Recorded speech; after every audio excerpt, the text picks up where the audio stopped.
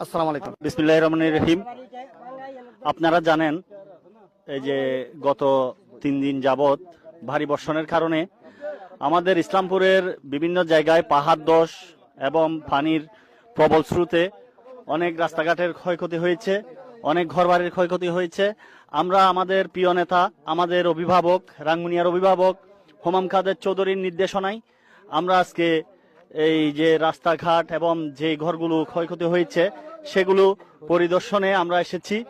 আমাদের ইউনিয়ন বিএনপির সভাপতি, সাধারণ সম্পাদক এবং সাবেক সভাপতি, সাবেক সেক্রেটারি সহ আমাদের বিএনপি, যুবদল, স্বেচ্ছাসেবক দল, ছাত্র দল, শ্রমিক দল এবং কৃষক দলের প্রত্যেক নেতাকর্মী আমরা উপস্থিত হয়ে আমরা আমাদের প্রিয় নেতা, আমাদের অভিভাবক হোমাম কাদের চৌধুরীর নির্দেশনায় আমরা ওনাদের পাশে দাঁড়িয়েছি।